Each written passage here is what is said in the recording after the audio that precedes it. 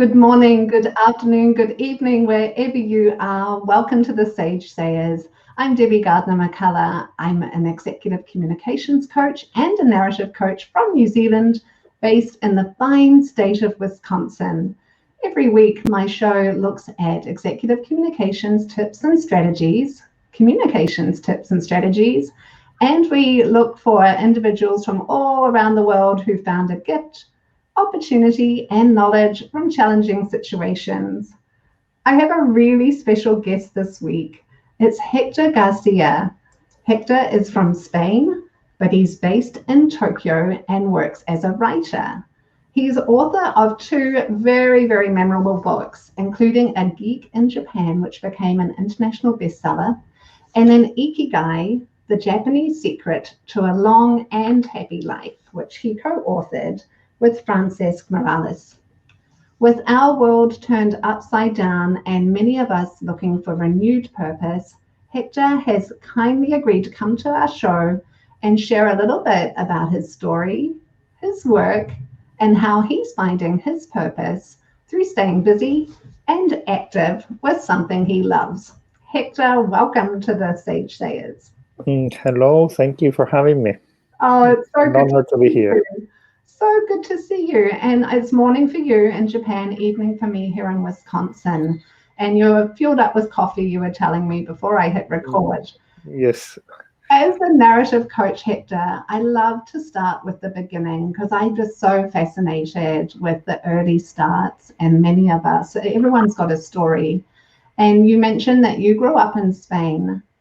I wondered if you wouldn't mind starting our interview together, just telling me a little bit about what swirled around you as you grew up, and then who or what around you showed you that you may want to write. So yeah, I was raised and born in a very beautiful little village in the Mediterranean Sea in Spain. And I really had it was like, I cannot complain about my childhood. It was like almost ideal. I'd say ideal, like this little village where there was only like 3 schools, one high school. At the end, everyone knew everyone. My parents were teachers at the school, so I had a very nice family life, and I lived like 3 minutes walking from the sea, so I could go to the beach anytime I wanted. It was really like living in like nothing to complain. So that, looking into retrospect, it makes me think about where I'm now. But at the same time, I had this feeling as a child. I was very curious because living in this little paradise with no trouble. I don't remember any big bad thing happening to me or my family, where the worst was like my grandmother like dying, but those are anecdotal compared with the struggles in life that other people go through. Yeah. But I was very curious kid, like always reading books, and I had this thing inside me that I wanted to.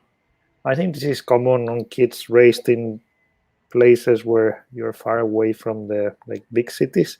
Yeah. I wanted to leave, and in fact, one of my plans was to go to the United States, but I didn't have a concrete place. I didn't have Japan in mind. Like, I want to go to Japan, and now I've been here 17 years, which is going to be almost half of my life. Wow. So like I'm half Spanish, half Japanese. But yeah, my thing inside me was to live and explore the world. And yeah, that's my story. And writing, I think that's an interesting one, where my writing comes. It's something I noticed that I tended being always writing a diary, like, and then before coming to Japan, I started writing in a blog on the internet. Uh-huh. And then when I arrived to Japan, I kept writing in that blog. At the beginning, the blog was about books and things like that. And I kept writing, and after several years, the blog, I copy pasted. This is very naive. I copy pasted everything into a Word document, and I called it book. I called it. In fact, the title was Very Japanese nice culture. title. Yes, it was. It was a very. I was 20 something, so it's like very. These things, I think. Yeah, sometimes you have to do things like this. This is how things start. And I started sending it to many publishers, and all of them, most of them, I shouldn't say all, like most of them ignore me, my emails, except one who answered me, and that was the one who let me. It was a small Spanish publisher, and that was the publisher that opened to me the door. At the beginning, you just need one door. Yes. Because in book publishing it's very difficult. That's Yes. something And I realized to start. So it was hard at the beginning, but once it opened, and then I kept writing. That was the book you described where the one Spanish publisher was the door that opened, was that a geek in Japan? yes, A Geek in Japan. It was the one that started with this Word document. The title was not A Geek in Japan at the beginning. It was a Japanese culture book. So it was Right. and it was just more like a journal entry. Is that what you were saying? Yes, it was. So after that, that document, of course, once I started working on it, it took me. That's something I realized also about. Well, it depends on the book, but the type of books I write, it takes me several years to have a draft. It's kind of not easy, but it's kind of 6 months, 9 months. But then to edit the draft and finish the book, it takes me like several years, and that's What's going something on I there? learned. That's something I learned with A Geek in Japan. Now I expect it. Like I'm writing a book, I know I will finish. But when I was younger, like 2-3 years was like very long time for me. Now it's like, okay. And A Geek in Japan became hugely successful. Did you or your publisher preempt the level of success that this book would bring? No, in fact, I think at the time I didn't understand it because it was my first time publishing a book. Mm-hmm. And I didn't understand how good. Then when I started knowing about other authors and how many numbers, like how many books they are selling, then I started understanding. And also when Amazon started like becoming more popular and you could see the rankings, then I started having an awareness. Oh, the book is many people. And then the most beautiful thing was to give it more, because as an author, I think this happens to artists. You make something and it's sometimes very difficult to connect with your audience. So I think this comes these days, like even, for example, if you make music and you publish it on Spotify or iTunes, it's very cold these days. I think you can just see the statistics, or maybe you have a podcast, you can also see the statistics. But I always try to think of my readers like, okay, these are little human, not, I shouldn't say little, but these are beautiful human beings or souls that are spending their time reading my words. Right. So that's very valuable. And now there are people listening to us, which Right. that's also very valuable. And where was I going? Okay. And so with book author, it's also very, you have to go to do a book presentation, and then you start realizing, oh, there's all these people. So when I started doing book presentations in Barcelona and also here in Tokyo, I started realizing, oh, there's all these people who have the book. And another thing that made me, I started seeing the book in many coffee shops and different places in Tokyo. Uh-huh. Like and that was very weird. Like at the beginning, I was, "Hey, I'm the author," but then I like, just quiet and see how I was like taking pictures of myself. Oh, how wonderful. And I'm sure people were like doing the Like, posting. oh, look. And Wonderful. So what did you learn about yourself from the success of the first book, Geek in Japan? Yeah, I have trouble with the word success. I don't know what it is. That I learned something. So later, I've written other books that are less successful, you could say, or they sell less. Let's say, like in book publishing, like okay, like if the book is selling less, it means there are less readers, right? I'm thinking now in a logical way, but it doesn't mean. And some of the books I put more effort and I put more of my heart, and they didn't. For some reason, it didn't sell as well. And I think that there is many factors that are out of control, and even the publishing industry, like no one knows. When you talk with the supposed experts, they usually say there is a component of luck, and there has to be a right timing. Timing's big. There has to be a combination of elements. So, for example, the timing where A Geek in Japan came out, I think it was one, not, I don't want to say the first, but it was one of the first books that gave you.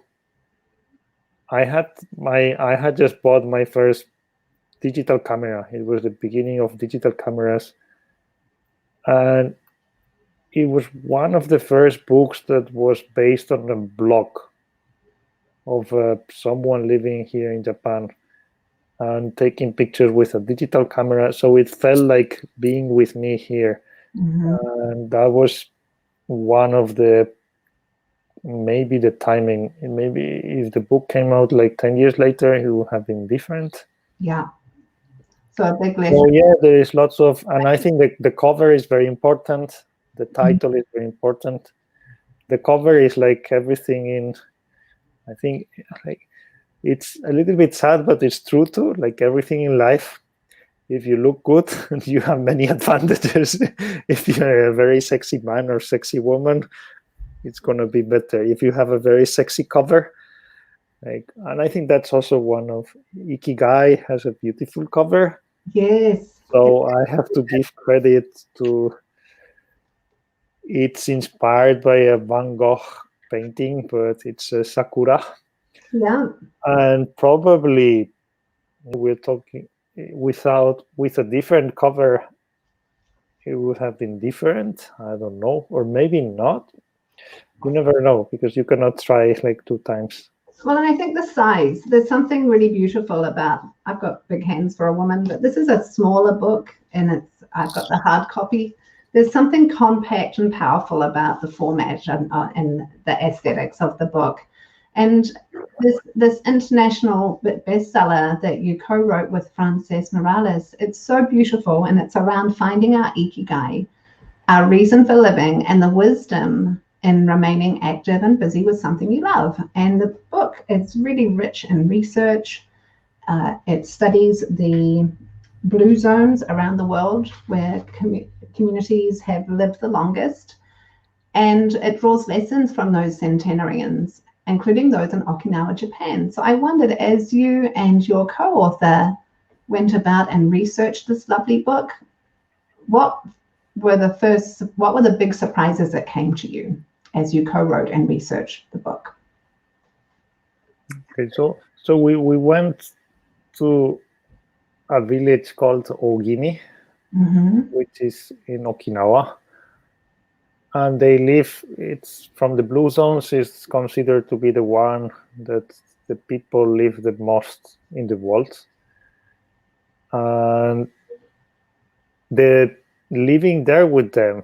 The main thing for me, I've been long time here in Japan, and I've been in many country places, like outside of the cities, But this place struck me as a very their kind of the way of living is very, I don't know if primitive is the right word, but they are very connected with nature, and very, very different from a Tokyo lifestyle, which that inspired me. And what else? One of the things that it was very like living there with them. They is basically a village that is next to the sea, but like houses are like almost in the middle of the jungle. It's called the Yambaru jungle, and there is no city center. It's just houses and neighborhoods, and these neighborhoods are all like surrounded by nature.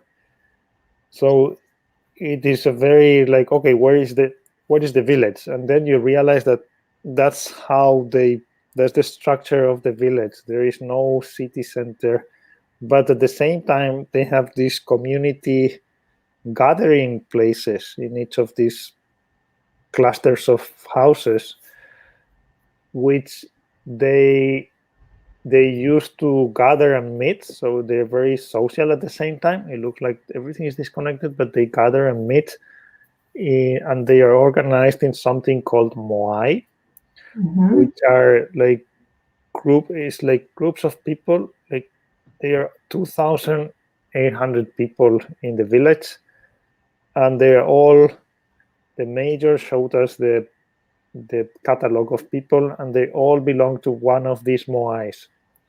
And each moai has a leader who is the eldest. You could see how old they were. They are very proud of how old they are in this place. And each moai has to support each other. So one of the reasons they have this is like when you grow older in life, like you might feel loneliness because you're losing your maybe you are very lucky and you have a huge family, but maybe you are less lucky.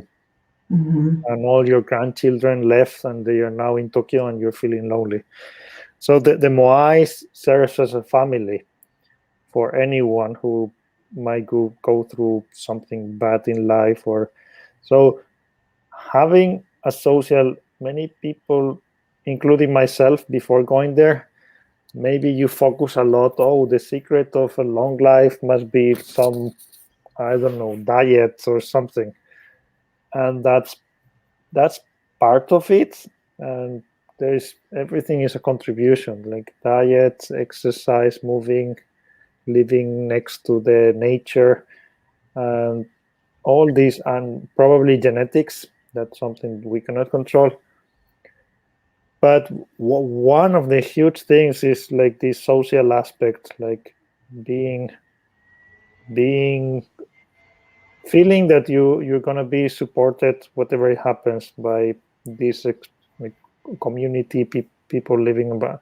And this is something that I think we're losing in big cities. Yeah. Including, so in the book we're not saying like Japan is better or worse. Like the example is going to this village, because Japan is having the same problem in Tokyo. Is like a huge city and people are like having this like loneliness and all this. So that's, I think, one of the most, I don't know if surprising, but yeah, it's like, okay, we were going to find these things, but we found something else. And with that learning and that surprise, well, not surprise, but that confirming that community, proximity to nature is so important, along with those other things you mentioned, how did you change your own life in any way at all in terms of eating, your activities, your rituals and routines?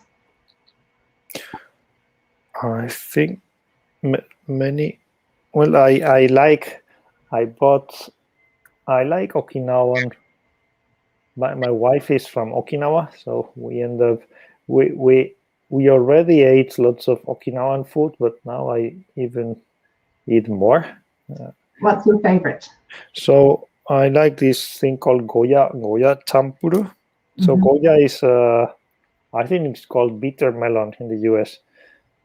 And preparing it is very bitter, but the trick to prepare it, if you put it in salty water for a while before cooking it, the bitterness stays there, but it's not as bitter. And then you can cook it, you can fry it, you can do many things. The Goya champuru is a recipe that I love. And yeah, that's one. And then that's one of the things. And another one is like, I try to, it's not that I didn't exercise, but now I try to every day do some kind of, before my attitude in life was, okay, I will exercise 2-3 times per week and the rest of the days I'm okay. Now I learned from the elders in Ogimi. They do something very simple, which is called radio taiso. It's like 10 minutes. It's even less than 10 minutes. It's like moving your hands above your head and jumping, doing like kind of jumping jacks. So they have this thing and they do it every day. Even people who are like 95 years old. So that was very inspiring for me. And now I do, even if I don't feel like, I do exercise like at least 10 minutes every day. And then I have like 2-3 times per week I do normal like 30 minutes 1 hour exercise, but I take as it has to be every day. So that also changed in my life. Like every day, it doesn't, it's very simple, like 5 to 10 minutes. Because if you think these days, because we are all day with the computer and laptop, and there's some kind of movements that our body forgets. So for example, I'm going to ask you, Debbie, like when was the last time, I don't know what time of the day is there, but There's 7:20. okay. So have you today, have you put your hand over your head like this? I was just thinking that, like when you said, okay, you were stretching. Infrequent activities. You're right. We don't, but I practice yoga, so I'm a yoga. Okay, then you're good. But if you don't practice anything, yeah, if you don't force yourself to do something, yeah, if I don't do, for example, if you go one day without doing yoga or anything, maybe if you have the cupboard in your kitchen above your head, then you have to reach. yeah. But there's some movements that, or sitting down on the floor, Yes, and getting up again. yes. That's something that when you are 10 years old, you can do it like with no effort. But then when you get older, you realize, oh, wow, if I don't keep doing this, at some point I will not be able to stand up. So yeah, those very base is nothing complicated. Just move. And what I loved about reading your book too, and it was very popular among coaches that I trained alongside at the University of Medicine, and others recommended this to me, was just this simplicity, this idea of finding your purpose and what makes you happy. And I wondered, what have you found your Ikigai to be, your sense of purpose, your happiness, and has it changed at all from COVID-19 and just the world being turned upside down? COVID-19. I don't know. That's a very difficult question. I'm still confused in this world that we are. Very confusing, isn't I'm it? very confused. I'm still not. I think we will. I think most of us, maybe when we get out of COVID, then might. I don't know what will happen. For me, I'm still in confusing mode. But I think, my purpose probably. So the way I write it, like one of the things that our listeners can do is try to write down what their Ikigai is. And because sometimes we think, oh, my purpose in life, but you've never actually sitting down and get a pen and write down what your purpose is. And for me, and I'm going to give you a good I call it the Ikigai declaration. So you can write a good Ikigai declaration or a bad one. And it's good to start with, even if you have a bad one, that's good to start with. So for me, a bad one would be my Ikigai is writing. Okay. So why is that bad? Because I'm not going deeper to the core of why I'm writing. Like, okay, so if I want to, but it's a good starting point. So you can say like my Ikigai is painting, or my Ikigai is teaching kids. My Ikigai is like, I don't know, being a doctor and helping people. So that's a good starting point. And then you have to think a little bit further. You have to think, how is that activity that you're doing, how is it helping the world? Or it doesn't need to be the world. Like, it sounds very like you need a big responsibility, but it can be the people around you. That's also the world for me. How are you helping your family, your friends, people around you, the community? Mm-hmm. So for me, if I put that factor inside, it's like my Ikigai is writing the best I can. So hopefully my readers will be inspired to lead happier, better lives. And in consequence, you have to add also, if you can add the money factor, I think that will help you to motivate you. So hopefully, like, my readers will be more wealthy, and also myself, because I'm making. So then if you put all these things together, then you have something that you have purpose for your life. I love that. I love it. And so that's stating the purpose, it's stating the way in which you want to do it and why, and how your Ikigai is going to impact the lives of others. And yes. So if you write that down, I think it will stay in your subconscious, and yes, it will motivate you kind yes, of to move, because at the end it's about taking action. If I'm writing and I don't know why, I will just say, okay, I'm going to play video games. It's not worth it. And I love the extra detail. I am going to write the best I can, because that is also part of the Ikigai, learning the craft, becoming better, practicing the craft, getting it, honing the skill. And that is part of the bliss, right? That is part of the purpose and the happiness. Yes, you have to enjoy it. If not, that's also not. Yes. I enjoy writing, so that's the main thing. Yes. That's the first thing that's why I said that it's good to start. That's the first thing you have to start with. Which sounds very. It sounds very simple, but sometimes I think you end up. I think when we are kids, we're very smart at that. Yes. When we are younger, we are very fast at saying, I like this, I dislike this. Mm-hmm. We are very, very intuitive. When we get older and we start being part of society, you start having a work, and then after 10 years working in a company, maybe you've been moved like 2-3 times in different roles and departments, and suddenly you're doing something in the company that is like you're just doing it because it's what happens, and maybe you're getting paid 3 times more than you expected at the beginning, but you are not, suddenly you are not doing something that you enjoy, and you don't even notice. You start feeling depressed and you don't want to. So that's one of the things that you can also sit down and write things I love about my life, things I dislike.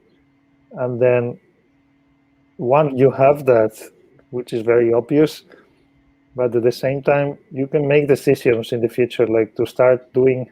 You're doing, at least for me, there's some people that they can do it. You can quit your job and go to another country and get divorced, and that's a personality. I'm not like that. I think that's also an option. I'm not telling you to do that, but it depends.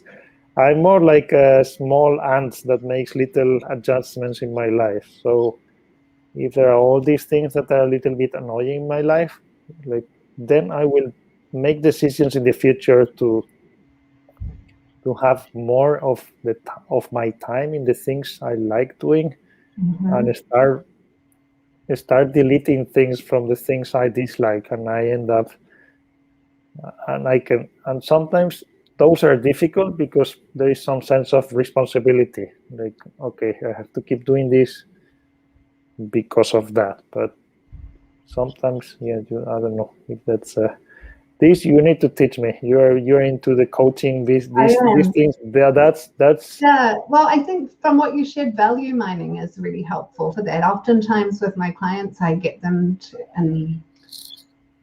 to think of a time when they were really, because oftentimes I find really bright people who are really gifted and very driven often cannot find their Ikigai because they haven't taken stock of what their values are yet.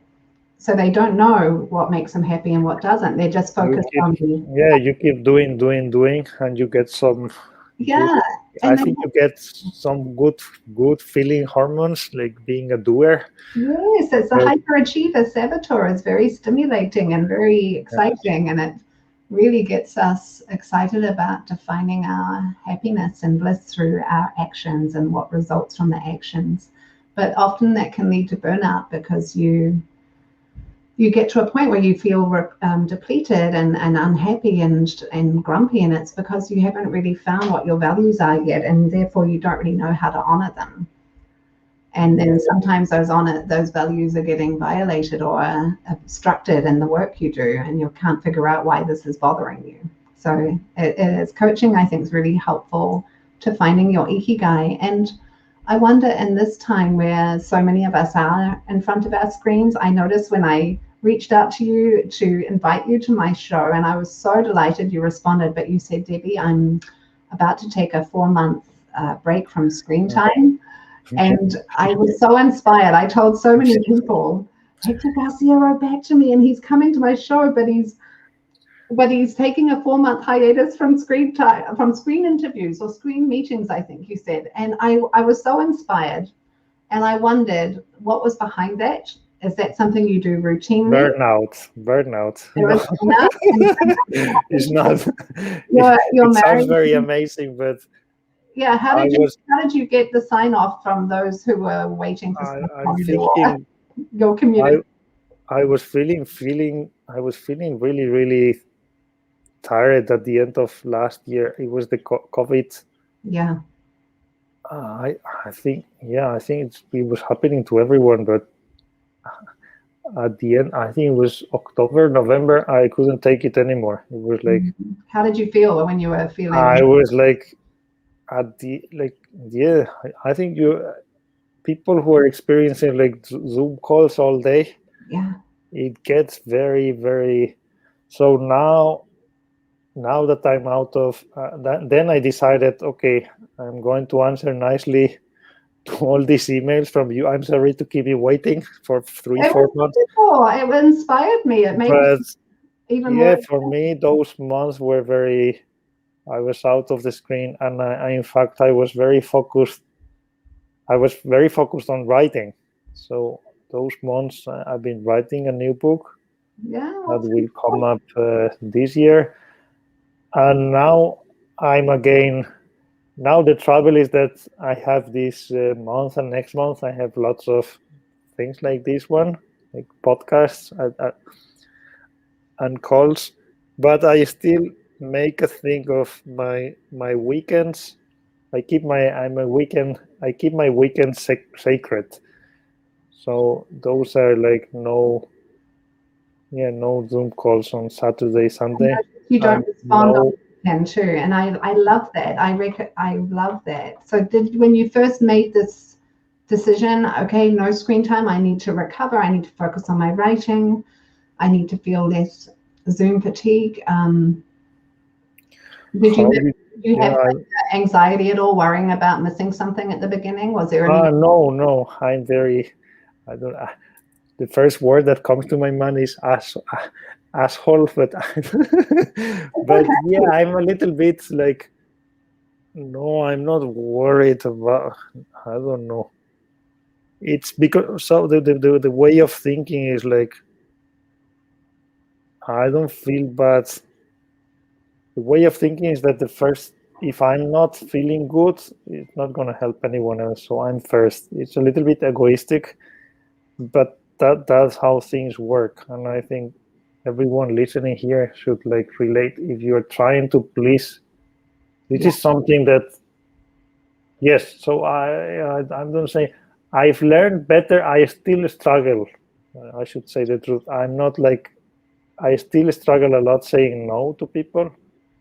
So, but it takes me a while. I have to think how to say yes, because, for example, if I say yes, now I have the example of, if I say yes to all podcasts, I will have podcasts Saturdays, Sundays, and every day. And then I could not be writing, which is what I want to do. Which is your Ikigai. And that's how, again, that example of how. Yes, so you have to prioritize and make hard decisions.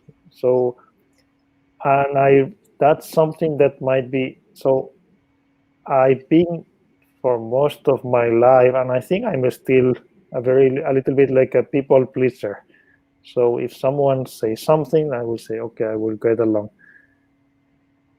And maybe now I'm becoming less of a, if someone has a plan and I don't like it, and I say, no, I'm not in. Like, please do it on your own. And I'm learning to not feel this. There's this word these days, fear of missing out.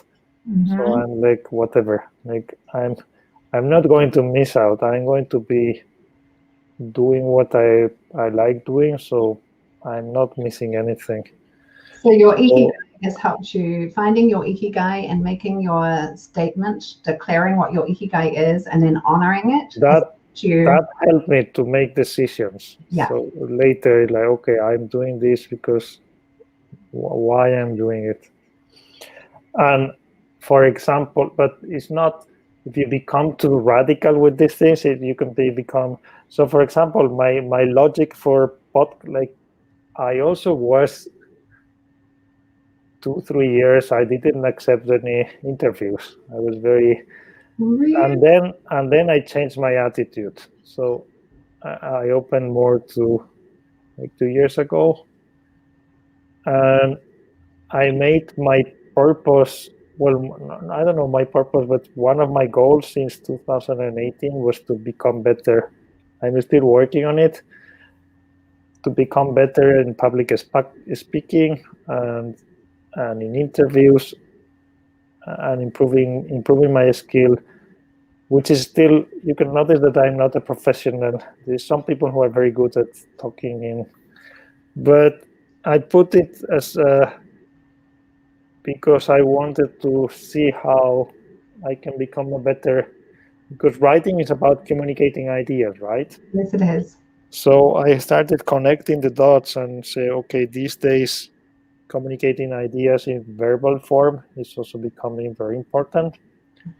And I wanted to give it a try and see if I like it. And for me, I enjoy it in small doses, I would say. I'm enjoying this conversation a lot. I'm so glad. And it gives me, my main thing is that, is this giving me energy or not? And I think always I get energy from these conversations with people all around the world who are running the podcast. And I think the reason is because it's activating I'm getting ideas from you that I might use in the future in my writing, or it will get mixed in my mind.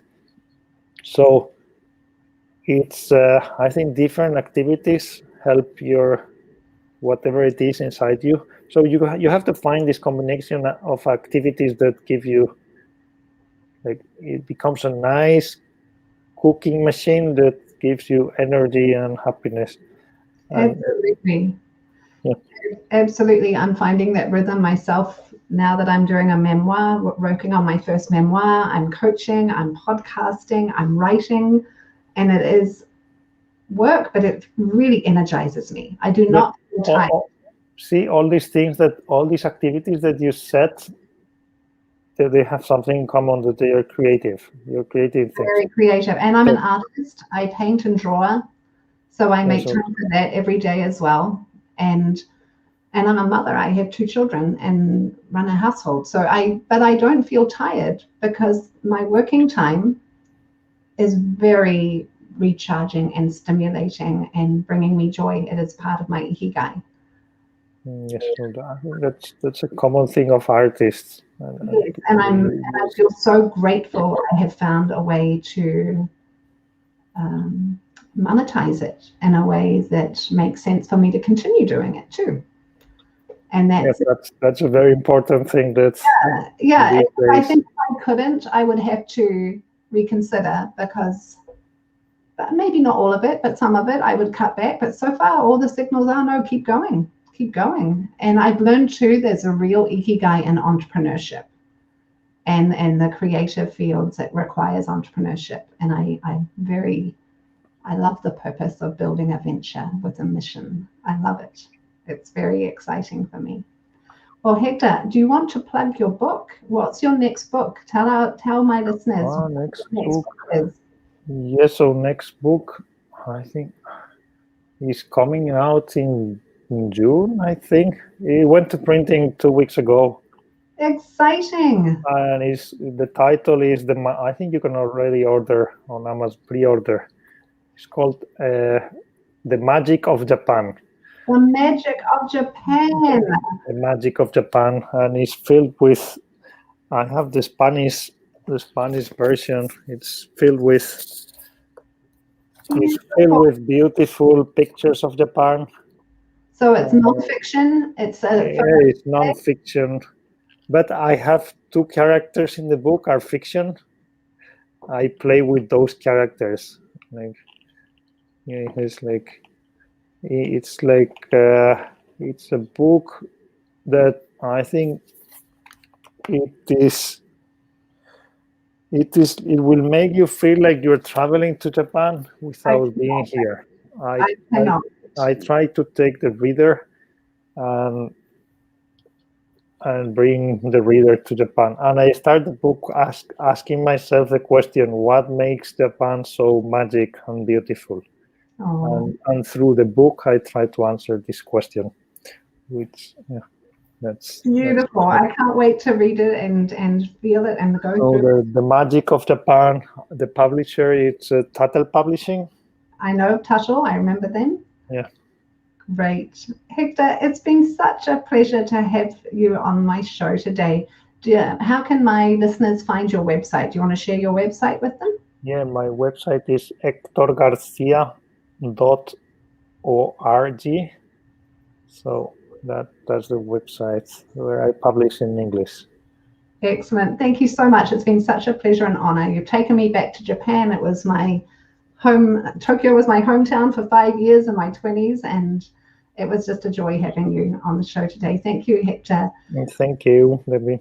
Yeah, and you've been listening to The Sage Sayers. I'm Debbie Gardner-McCullough, an executive communications coach and a narrative coach from New Zealand, but I'm based in the fine state of Wisconsin. If you'd like to find my coaching or training services, you can visit my website at hangingrockcoaching.com.